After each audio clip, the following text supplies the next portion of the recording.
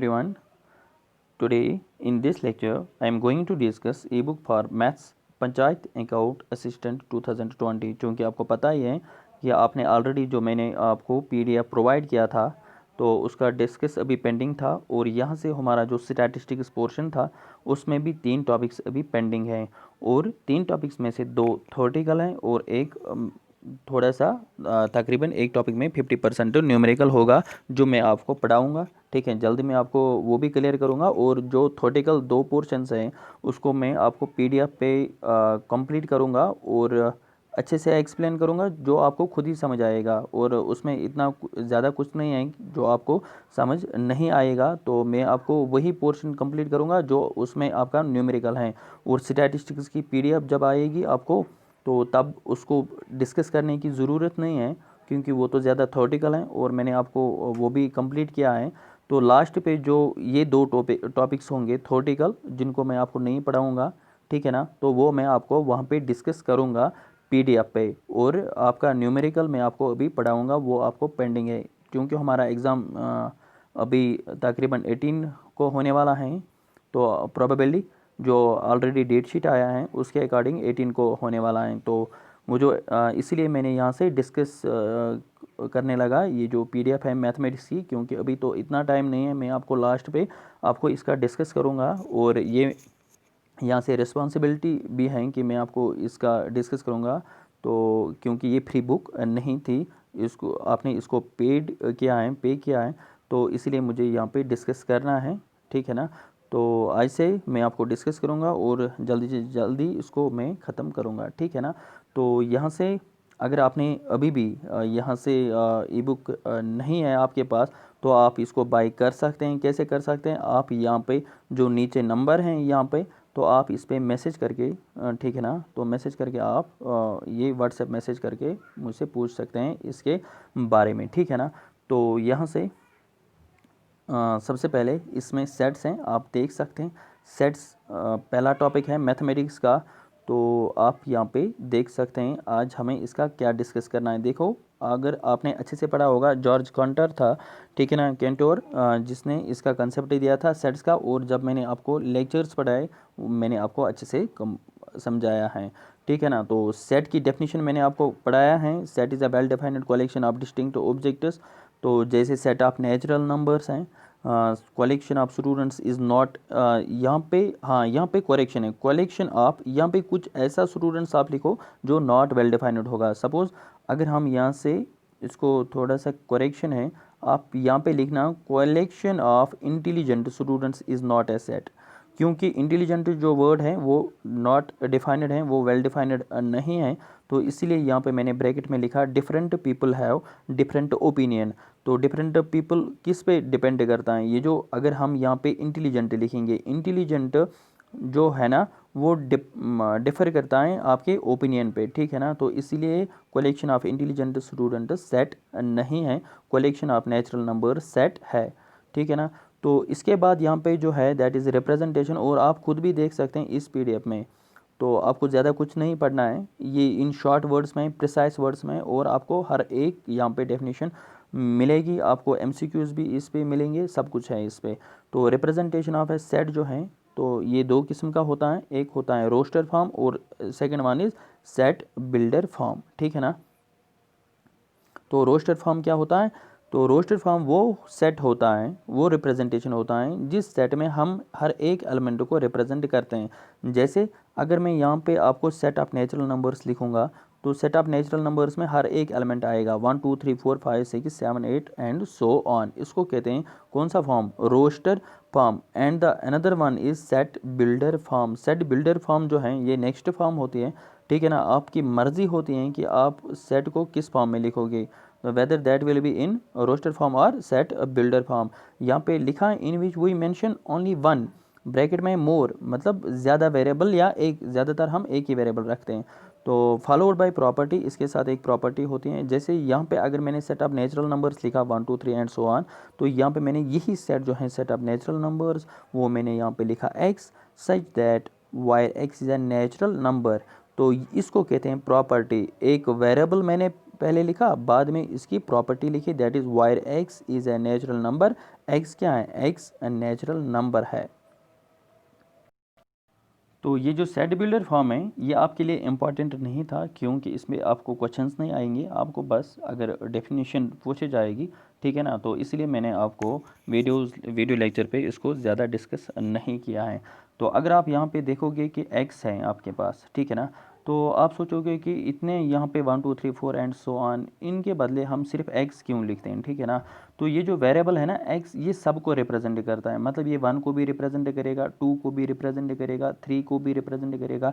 जितने भी एलिमेंट्स इस सेट ऑफ नेचुरल नंबर्स में हैं, हर एक के बदले हमको एक्स लिखना है, ठीक है। तो इसलिए मैंने यहाँ पे लिखा है wire x is a natural number, मतलब एक्स जो है ना, एक्स कोई भी नेचुरल नंबर है, तो इसलिए हम लिखते हैं सेट ऑफ नेचुरल नंबर्स को ऐसे एक्स। तो wire x is a natural number means ये आपको प्रॉपर्टी है, ठीक है ना। तो इसीलिए इसको कहते हैं सेट बिल्डर फॉर्म। तो इसके बाद हमने पढ़ा था नल सेट और वाइड सेट, एम्प्टी सेट, मतलब एक सेट के तीन नाम है। नल सेट भी इसी को कहते हैं, void set and empty set. A set which contains no element, आप खुद भी देख सकते हैं, इसको मैंने इतना कुछ ज़्यादा नहीं लिखा है, जो आपको PDF पे या आपको वीडियो लेक्चर्स में जो आपने पढ़ा है वो आपको यहाँ पे समझ नहीं आया होगा। देखो, a set which contains no element, ऐसा सेट जिसमें कोई एलिमेंट नहीं है, इसको हम कहते हैं null set, void set, empty set. देखो, अगर यहाँ पे जो एग्जांपल है, that is collection of natural numbers less than 1, ऐसे नंबर्स, नेचुरल नंबर जो किससे लेस होंगे, 1 से। तो चूंकि आपको पता है नेचुरल नंबर्स 1 से ही स्टार्ट होते हैं, 1 2 3 4, तो ऐसा कौन सा नेचुरल नंबर है जो 1 से कम होगा? तो ऐसा तो कोई नेचुरल नंबर नहीं है, इसलिए इस सेट में कोई एलिमेंट नहीं है। और इस एम्प्टी सेट को हम फाई से भी रिप्रेजेंट कर सकते हैं, इसको बोलते हैं फाई, ठीक है ना। तो इसीलिए collection of natural numbers less than 1 is a null set और वाइड और एम्प्टी सेट। इसके बाद हमने पढ़ा था यहाँ पे फाइनाइट सेट, ठीक है ना। तो फाइनाइट सेट कौन सा सेट होता है? दो किस्म, ये तो मैंने ऑलरेडी क्लियर किया है कि सेट में दो किस्म होता है, एक होता है फाइनाइट सेट एंड दूसरा होता है infinite set. A set which contains finite number of elements, एक सेट जिसमें फाइनाइट नंबर ऑफ एलिमेंट्स होंगे, इसको कहते हैं हम फाइनाइट सेट। देखो, जैसे सेट ऑफ वॉवेल्स है, इसमें क्या क्या है, AEIOU, सिर्फ 5 एलिमेंट्स हैं, तो इसलिए यहाँ पे फाइनाइट सेट है। और ऐसा सेट इनफाइनाइट सेट किसको कहेंगे? A set which contains infinite number of elements, ऐसा सेट जिसमें इनफाइनाइट नंबर ऑफ एलिमेंट्स होंगे, तो हम इसको कहते हैं इनफाइनाइट सेट, ठीक है ना। तो जैसे सेट ऑफ नेचुरल नंबर्स है 1 2 3 3 4 5 6, कहाँ तक आप जाओगे? तो इसीलिए हमको यहाँ पे सो ऑन लिखना होगा। तो सो ऑन जिस सेट में भी होगा, इसको हम कहते हैं इनफाइनाइट सेट, ठीक है ना। तो इसके बाद हमने पढ़ा था order of A set, order of a finite set. तो ऑर्डर जो होता है वो फाइनाइट सेट का होता है। देखो कितना आसान लिखा है मैंने, number of elements in a set या number of elements in a finite set. Set में कितने एलिमेंट्स होंगे, इसको हम कहते हैं ऑर्डर ऑफ। जैसे A इज इक्वल टू 1 2 3, अगर आपको देखो अभी आपका टाइम बहुत ही कम है, ठीक है ना, तो आप इतने वीडियो लेक्चर्स नहीं देख सकते। अगर आपके पास PDF होगा, जिन्होंने भी लास्ट पे बाई किया है, क्योंकि मुझे पता है कि आपको इतना टाइम नहीं था, आप वीडियो लेक्चर्स से भी देख सकते हैं। तो ये इतना आसान लिखा है मैंने, आपको खुद समझ आएगा, ठीक है ना। तो आपको बाद में वो जो लेक्चर्स देखने की ज़रूरत भी नहीं है, और मे बी आपको किसी जगह प्रॉब्लम हो जाएगी, वहाँ पे आप एक लेक्चर देख सकते हैं या वही पॉइंट देख सकते हैं जहाँ पे आपको मिसकंसेप्शन हो जाएगा या कोई कन्फ्यूजन हो जाएगा, ठीक है ना। तो इसके बाद अगर यहाँ पे मैंने क्या लिखा है, A इज इक्वल टू 1 2 3, एक सेट है जिसमें कितने एलिमेंट्स हैं, A इज इक्वल टू 1 2 3 है। तो ऑर्डर जो है ना ऑर्डर A का क्या है, 3, मतलब 3, इसमें कितने एलिमेंट्स है, 3 है ना। तो इसीलिए हम लिखेंगे order of A is equal to 3। तो ये भी मैंने आपको बताया है कि order represents O of A और N ऑफ A, ठीक है ना। तो इसके बाद हमने पढ़ा था इक्विवेलेंट सेट्स। इक्विवेलेंट सेट्स कौन से सेट्स होते हैं? Two finite sets A and B are said to be equivalent if and only if they contain same number of distinct elements.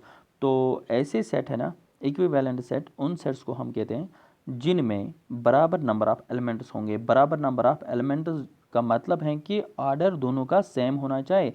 तो इसलिए मैंने यहाँ पे लिखा है order of A is equal to order of B। ये already आपको clear होगा, क्योंकि आपने मेरे लेक्चर्स अच्छे से देखे होंगे, ठीक है ना।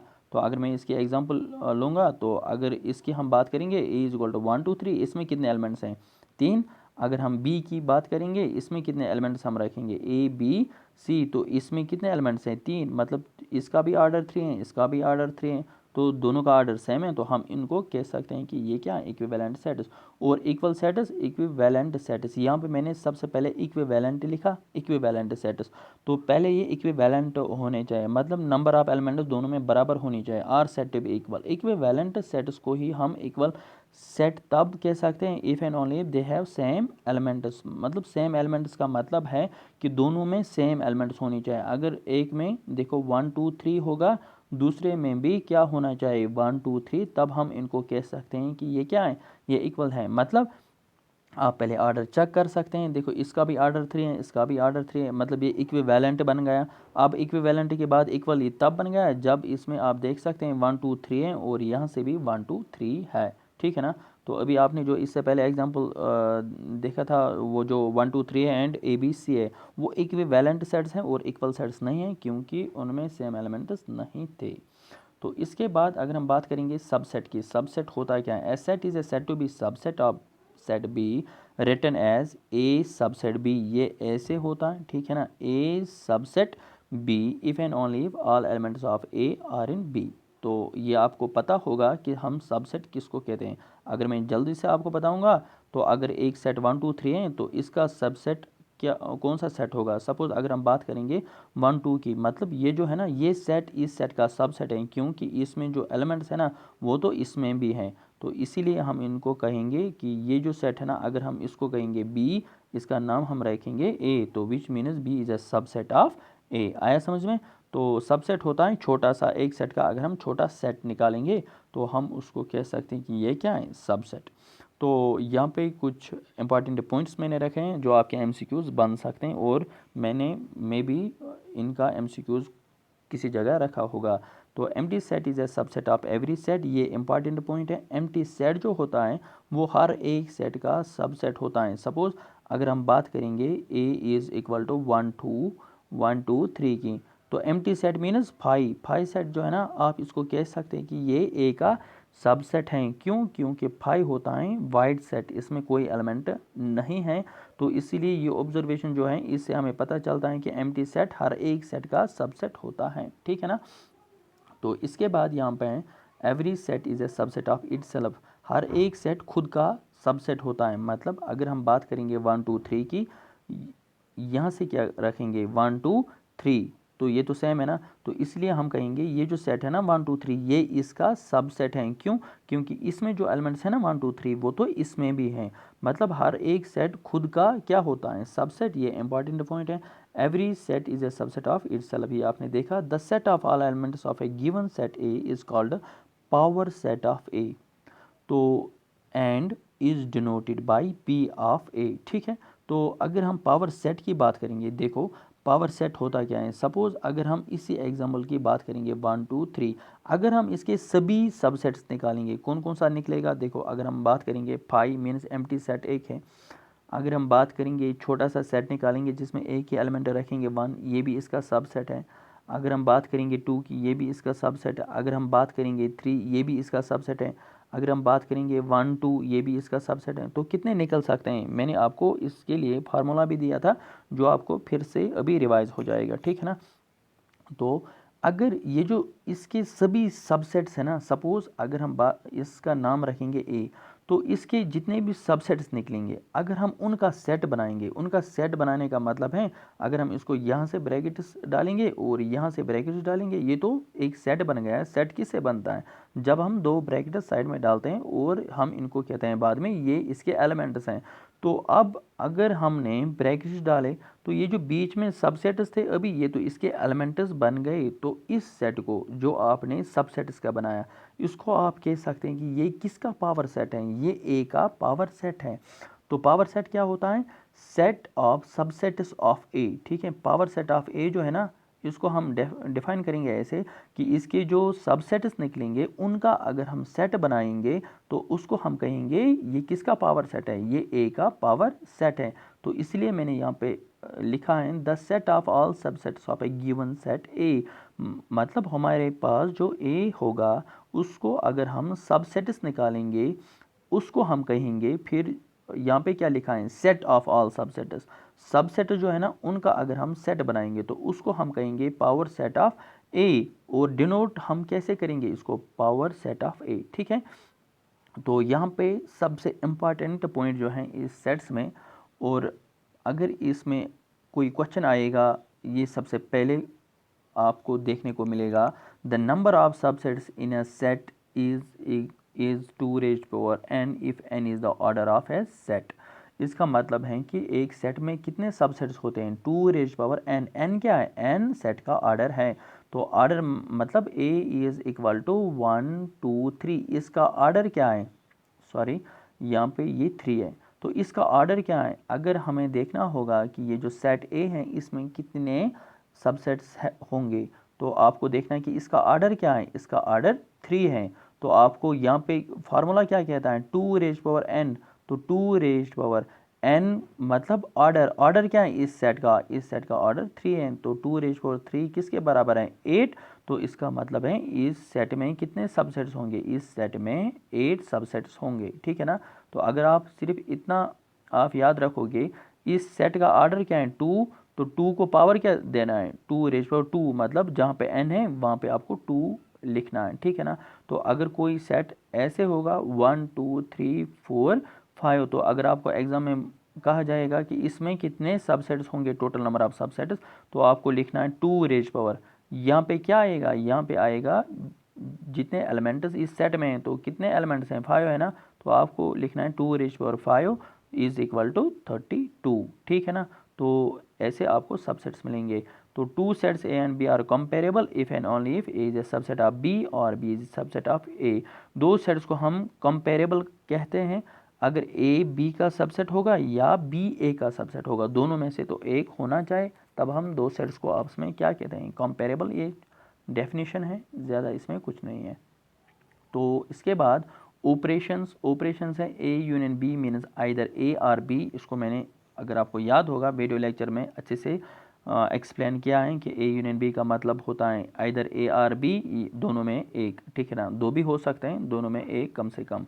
And contains the element which are in A और बी आर बोथ, मतलब इस सेट में ए यूनियन बी में वो एलिमेंट्स आते हैं जो ए में भी होंगे, जो ए में होंगे या बी में होंगे, आइदर है ना, विच आर इन ए और बी, आर बोथ का मतलब है या तो दोनों में होंगे। ठीक है, तो ए इंटरसेक्शन बी का इसको मैंने यहाँ पे लिखा है, बट इसको ऐसे आप याद रखना, ये इंटरसेक्शन बीच में, क्योंकि लैपटॉप में आई थिंक ऐसी कोई यहाँ पे सिंबल नहीं मिलता है जो इंटरसेक्शन का है, इसलिए मैंने आपको रिप्लेस किया है, पाई है तो मैंने आपको रखा है कि इंटरसेक्शन। ठीक है, तो आपको ये खुद ही समझ आया होगा, A intersection B means A and B, तो ए इंटरसेक्शन बी का मतलब है दोनों ए एंड बी। ठीक है ना, and contains the elements which belongs to both A and B, तो और इस सेट में वो एलिमेंट्स आते हैं जो दोनों में होंगे, ए में भी और बी में भी। तो डिजॉइंट सेट्स होता क्या है, डिजॉइंट सेट्स होता है 2 sets have no element in common. देखो कितना आसान है, इसको कोई रटा मारने की कोई ज़रूरत नहीं है। डिजॉइंट सेट्स वो सेट्स होते हैं जिनमें कोई एलिमेंट कॉमन नहीं होगा, मतलब आपको इंटरसेक्शन निकालना होगा। इंटरसेक्शन का मतलब ही होता है कॉमन। तो अगर आपको इंटरसेक्शन, आपने दो सेट्स का इंटरसेक्शन निकाला, आपको कुछ नहीं निकला, मीन्स आपको 5 निकला, तब आप कह सकते हैं कि ये डिजॉइंट है, मतलब दो सेट्स में कोई एलिमेंट कॉमन नहीं है। ठीक है ना, तो ऐसे ही अगर हम बात करेंगे डिफरेंस ऑफ टू सेट्स, तो ये क्या होता है difference of two sets, A minus B, जिसको हम डिनोट करते हैं ए माइनस बी। अगर हम ए और बी की बात करेंगे, means element belongs to A but does not belongs to B. ऐसे एलिमेंट्स ए माइनस बी जो है ना, ऐसे इस सेट में वो एलिमेंट्स आते हैं जो ए में होंगे बट बी में नहीं होंगे। ठीक है, तो अगर आपको ये देखना होगा तो आप वीडियो लेक्चर्स देख सकते हैं कि ए माइनस बी होता क्या है, क्योंकि यहाँ पे अगर मैं आपको अभी जो आपको सिंपल बताऊंगा, दैट इज़ अगर हमारे पास ए 1 2 3 है, बी क्या है, बी सपोज 2 3 4 है। ठीक है ना, अगर आपको निकालना होगा ए माइनस बी, तो आपको क्या करना होगा, आपको सिंपल याद रखना होगा एक ट्रिक, आप कॉमन एलिमेंट जो है ना वो कैंसिल करो आप। ठीक है, तो आपको a माइनस बी का मतलब है कि ऐसे एलिमेंट जो a में है, तो a में कौन सा एलिमेंट बच गया 1, तो बस इसका आंसर सिर्फ 1 आएगा। ठीक है, तो अगर b माइनस ए होगा मतलब आपको b माइनस ए मीनस ऐसे एलिमेंट जो b में है, तो b में कौन सा एलिमेंट बचता है, दैट इज़ 4। तो आपका आंसर होता है b माइनस ए का 4, ठीक है ना। तो ये अगर आपको टाइम कम है तो आप ऐसे कर सकते हैं।